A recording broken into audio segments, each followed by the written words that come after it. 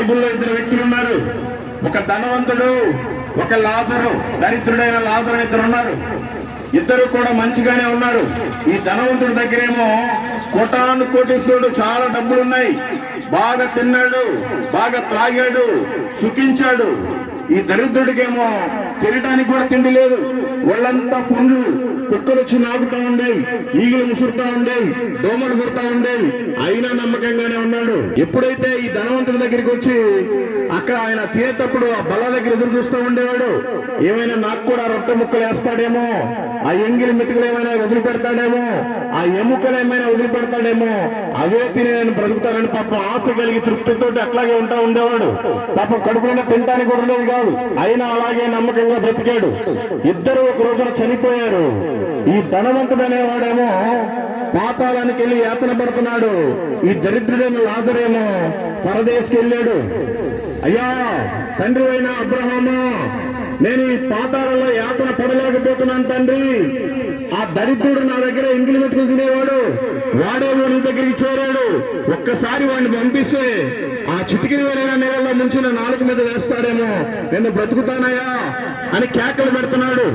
ఇక్కడ ఉన్నప్పుడు అన్ని మర్చిపోయి అక్కడికి వెళ్ళిపోయిన తర్వాత కేకలు పెడితే ఏం ఉపయోగం లేదు.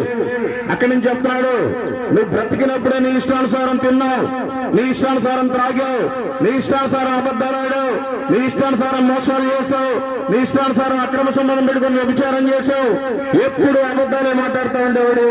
నీ బ్రతుకు అక్కడే, నీకు అదే కరెక్ట్ అని చెప్పాడు.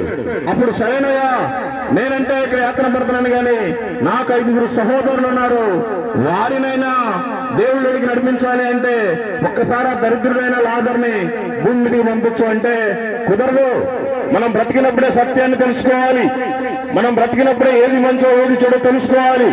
కాబట్టి మనమంతా కూడా నిజమైన దేవుడు యేసుక్రీస్తుని మనం గుర్తెరగాలి. అప్పుడే మనకి నిత్య జీవం ఉంది. ఆయన నమ్ముకుంటే మనకి స్వర్గం ఉంది.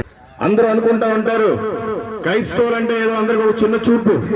ఎందుకంటే కొంతమంది క్రైస్తవులు కూడా అలాగే ఉంటారు, వాళ్ళు మాట మీద నిలబడరు. కొంతమంది, అందరూ కాదు, కొంతమంది చర్చికి వస్తారు, చర్చిలో నుంచి బయటకు వచ్చిన తర్వాత సిగరెట్లు బీడీలు తాగుతూ ఉంటారు.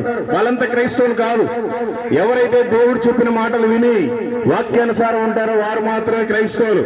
మీరు ఆ సిగరెట్లు తాగే క్రైస్తవులను చూసి, ఆ మందు తాగే క్రైస్తవులను చూసి, ఎవరో అబద్ధాలు మాట్లాడే క్రైస్తవులను చూసి మీరు నిజమైన దేవుడిని తెలుసుకోకపోతే మీకు నిత్య నరకం ఉంది. అక్కడ అగ్ని ఆరదు, పురుగు చావదు.